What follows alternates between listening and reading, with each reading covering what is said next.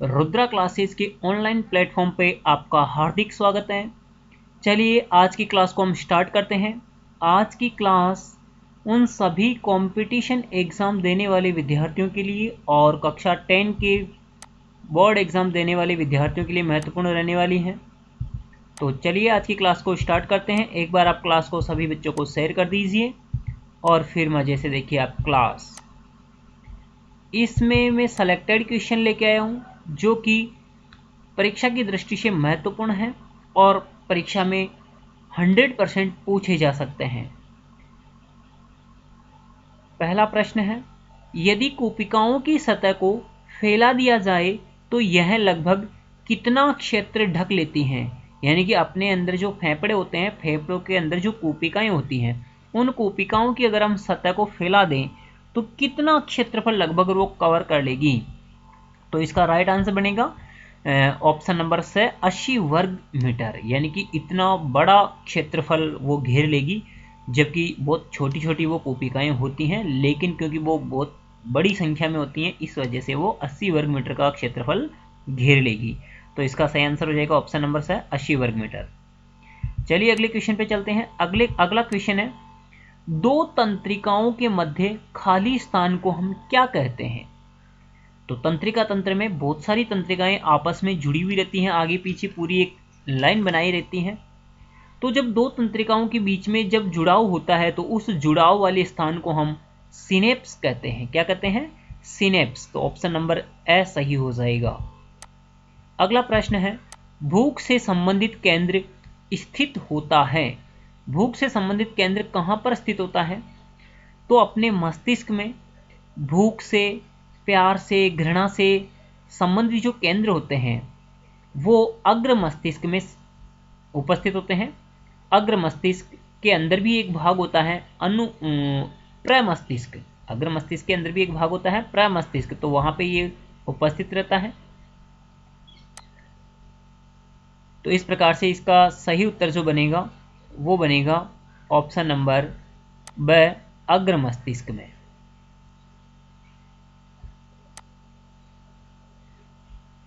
चलते हैं next question पे, और अपना नेक्स्ट क्वेश्चन जो है वो होगा, इसका जो उत्तर था वो था अग्र मस्तिष्क। और अगले क्वेश्चन पे चले तो अगला क्वेश्चन जो अपना है वो है, देखिए,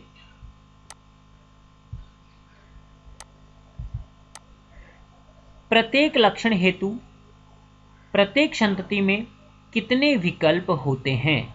यानी कि एक संतति के अंदर लक्षण को प्रकट करने के लिए कितने विकल्प होते हैं। तो इसके दो विकल्प होते हैं, यानी कि एक जीन के दो विपर्यासी लक्षण होते हैं।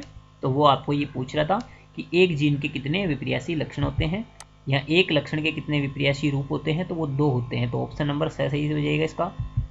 अगला प्रश्न है अपना कि किसी ऊंचे भवन पेड़ का पूर्ण लंबाई का प्रतिबिंब देखा जा सकता है किसमें।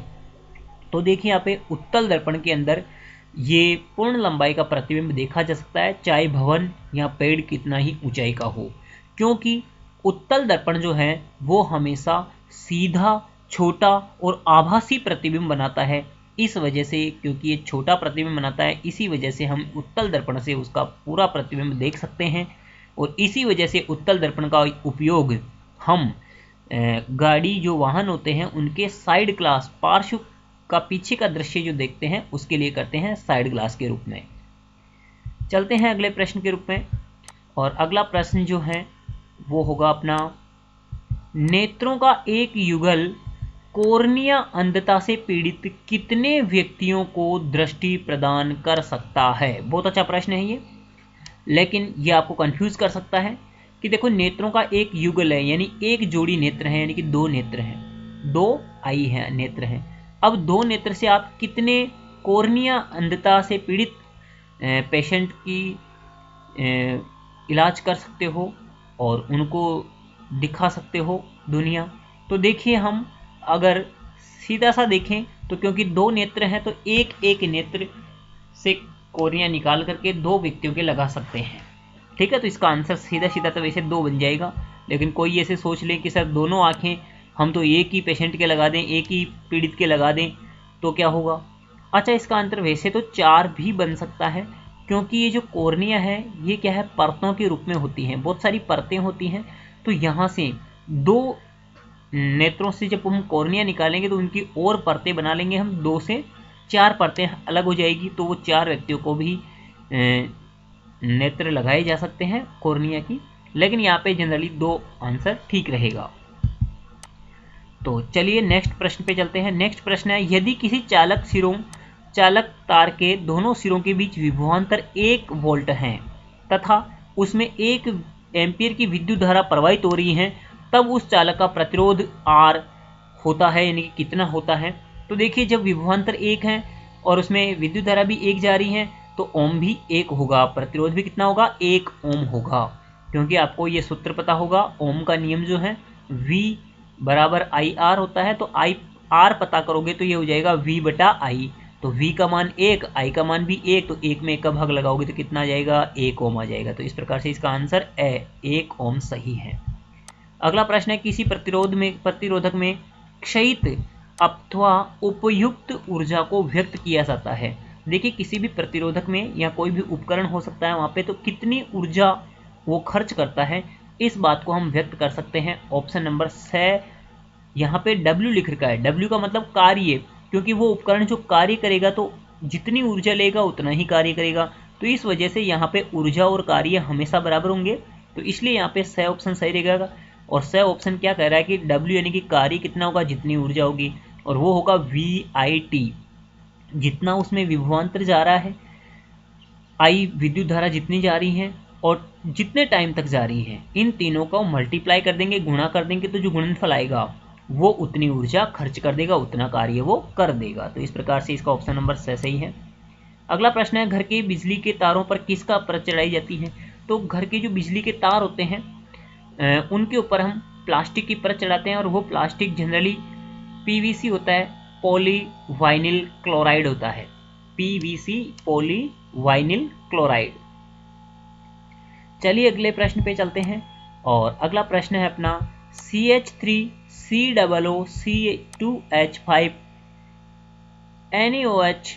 आगे एक उत्पाद बन रहा है A के रूप में कोई, और फिर आगे एक दूसरा उत्पाद लिख रखा है CH3COONA, और अब आपको पूछा कि उपरोक्त अभिक्रिया में यौगिक A क्या है, यहाँ पे इस A के स्थान पे कौन सा उत्पाद बनेगा। तो देखो आपको दिमाग लगाना है कि यहाँ पे मिल क्या रहा है, CH3COOC2H5 जो है मेन, इसके अंदर जब ये NaOH जुड़ेगा तो यहाँ पे देखो Na तो पहले से ही जोड़ करके आगे का उत्पाद बना रखा है, तो अब जुड़ने वाला कौन बचा यहाँ पे, OH, यानी कि यहाँ पे एक की जगह पे जो उत्पाद बनेगा उसमें कौन जुड़ा हुआ रहेगा, OH। और OH वैसे यहाँ पे सभी ऑप्शन में दिख रहा है, लेकिन अब सोचो ना है कि ये जो OH है ये जुड़ेगा किससे। तो ये जुड़ने के लिए जो बचा हुआ है वो कौन हटा, यहाँ से Na के स्थान से कौन हटा था, C2H5। तो C2H5 के कौन जुड़ जाएगा, ये OH जुड़ जाएगा। तो इसका ए ऑप्शन से बनेगा C2H5OH। चलिए अगला प्रश्न जो है वो है कि धातुएं संयोजकता कोष से इलेक्ट्रॉन ग्रहण कर किसका निर्माण करती हैं। तो यहाँ पे ग्रहण शब्द नहीं होना चाहिए, क्योंकि धातुएं इलेक्ट्रॉन ग्रहण नहीं करती हैं, वो त्याग करती हैं। तो यहाँ पे ग्रहण की जगह मिस प्रिंट है, ये प्रश्न गलत है। ये ग्रहण की जगह क्या होना चाहिए, त्याग होना चाहिए। तो धातुएं संयोजकता कोष से इलेक्ट्रॉन त्याग कर किसका निर्माण करती हैं। तो ये धनायन का निर्माण करेगी, क्योंकि धातुएं इलेक्ट्रॉन का त्याग करती हैं, इलेक्ट्रॉन का दान करती हैं, और ये धनायन बन जाएगी। तो यहाँ पर आपके ऑप्शन नंबर जो ए है वो एकदम सही रहेगा, धनायन बनाएगी। क्या बनाएगी, धन आयन बनाएगी। ओके, चलते हैं नेक्स्ट प्रश्न पे, और अपना नेक्स्ट प्रश्न है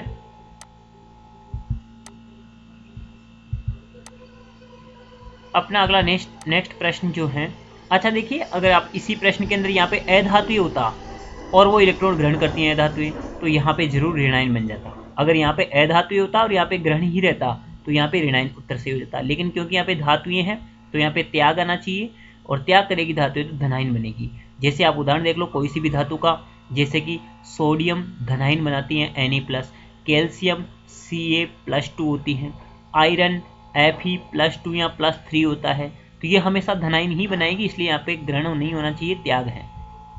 चलिए अगले प्रश्न की बात करें, तो अगले प्रश्न आपके स्क्रीन के सामने है कि एक स्थलीय परितंत्र में हरे पौधे की पत्तियों द्वारा प्राप्त होने वाले सौर ऊर्जा का लगभग कितना प्रतिशत भाग खाद्य ऊर्जा में परिवर्तित करते हैं? तो स्थलीय पारतंत्र में जो हरे पेड़ पौधे होते हैं ना, ये सूर्य से जितनी भी ऊर्जा लेते हैं उसका केवल 1% भाग ही ऊर्जा में परिवर्तित करते हैं। कितना? केवल 1% भाग ही ऊर्जा में परिवर्तित करते हैं। और फिर ये जब 1% ऊर्जा में परिवर्तित कर देते हैं तो ये ऊर्जा संचित हो जाती है पेड़ पौधों में, और ये फिर दूसरे जो भी पेड़ पौधों को खाते हैं उनके पास चली जाएगी। तो वहां पर ये 10% जाती हैं। इस 1% का जो स्टोरेज होगा, क्योंकि ऊर्जा का रूप तो 1% ले रहा है सूर्य से, तो लेकिन जब पूरी ऊर्जा बनाएगा तो उस पूरी ऊर्जा में से, पूरे भोजन में से 10% आगे से आगे फिर जाता जाएगा, जिसको हम 10% रूल कहते हैं। लेकिन पहली बार जो है सूर्य से ये 1% ही ऊर्जा लेंगे। ओके, चलो, हमारा शरीर कितने pH परास के बीच कार्य करता है? तो इसका ऑप्शन जो है वो है, देखिए कि हमारे शरीर का जो pH परास है वो कितना होता है, कितने pH परास के बीच हमारा शरीर काम करता है। तो इसमें ऐसे ऑप्शन दे रखे हैं, देखो। तो इसमें अपना जो pH परास होगा वो 7 से 7.8 होता है। कितना होता है? 7 से लेकर के 7.8, यानी कि हम क्षारीय माध्यम में अपना शरीर काम करता है। ऑप्शन नंबर बी सही है। चलिए अगला प्रश्न है, पुष्प में मादा जनन भाग का नाम क्या होता है? तो जो पुष्प होता है उसमें मादा जनन जो भाग होता है उसका नाम स्त्री केशर होता है। क्या होता है? स्त्री केशर। और ये जो पुंकेसर है, ऑप्शन नंबर ब पुंकेसर, ये पुंकेसर क्या है? पुरुष भाग है, ठीक है, नर भाग है ये। और यहाँ पे क्योंकि हमारे को क्या पूछा था, मादा जनन भाग, तो उसको हम स्त्री केशर कहते हैं। चलिए नेक्स्ट क्वेश्चन है, एमआरआई का पूरा नाम क्या है? तो जो एमआरआई है इसका पूरा नाम है मैग्नेटिक रिजोनेंस इमेजिंग। ठीक है, मैग्नेटिक रेजोनेंस इमेजिंग, क्योंकि एमआरआई एक विधि है जिसके अंदर हम अपने अंदर के जो अंग हैं, जैसे कि मस्तिष्क हैं, हृदय हैं, उसकी चुंबक की सहायता से, मैग्नेट की सहायता से चित्र प्राप्त करते हैं, इमेज प्राप्त करते हैं। तो इसलिए इसका पूरा नाम बनेगा magnetic resonance imaging. Option number 6 सही है। चलिए अगला, वैसे रिक्त स्थान है कुछ जो कि 7 आने वाले हैं बोर्ड क्लास में, तो और ये रिक्त स्थान अगर कंपटीशन क्लास वाले बच्चे भी याद करेंगे तो अच्छा रहेगा, क्योंकि इनमें से भी वो डायरेक्ट ऑप्शन बना करके दे सकते हैं। तो देखिए यहाँ का रिक्त स्थान का पहला प्रश्न है, आहार नली में भोजन किस गति द्वारा नियमित रूप से अग्रसित होता है? तो ये होता है क्रमांकुंचन गति। कौन सी गति? क्रमांकुंचन गति से। नेक्स्ट प्रश्न है, प्रकृति में सबसे कम क्रियाशील धातु कौन सी है? तो यहाँ पे कम क्रियाशील धातु आपको बताना था, तो वो होगी सोना। अच्छा, सोना के अलावा अगर आपने से किसी ने चांदी या फिर प्लेटिनम भी उत्तर दिया है तो वो भी सही माना जाएगा, क्योंकि ये ऐसी धातुएं हैं जो बिल्कुल कम क्रियाशील हैं, सोना, चांदी और प्लेटिनम। चलो नेक्स्ट प्रश्न है, अंडाशय तीव्रता से वृद्धि करता है तथा परिपक्व होकर फल बनाता है। तो यहाँ पे रिक्त स्थान में आपको अंडाशय भरना था, क्योंकि अंडाशय से ही क्या बनता है? फल बनता है। अंडाशय से क्या बनेगा? फल बनेगा। और बीजांड से बीज बनता है। तो ये आपको 2 बातें याद रखनी है, अंडाशय से फल बनता है और बीजांड से बीज बनता है। ओके, चलो अगला प्रश्न है, रुधिर का पीएच कितना होता है? तो रुधिर का पीएच मान जो होता है वो 7.4 होता है।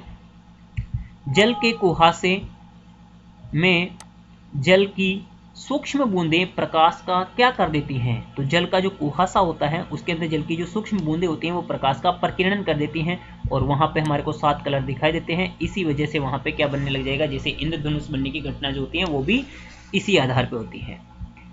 अगला प्रश्न है, एमीटर को सदैव परिपथ में कौन से क्रम में संयोजित करते हैं? तो एमीटर को जो कि धारा का मापन करता है उसको हमेशा श्रेणी क्रम में ही संयोजित करेंगे।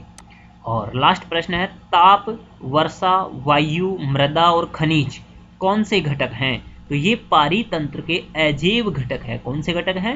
अजैव घटक हैं। चलिए आज की क्लास यहीं समाप्त करते हैं, और आप हमारे YouTube चैनल को सब्सक्राइब कीजिए ताकि हमारे नए नए वीडियो आपको तुरंत मिल सकें, और आप बेल आइकन को भी प्रेस कर लीजिए ताकि जैसे ही वीडियो नया बनाऊं मैं और आपके पास उसका नोटिफिकेशन आ सकें। और इस क्लास को अपने दोस्तों के साथ शेयर करें, और अच्छी लगी हो तो लाइक करें। धन्यवाद।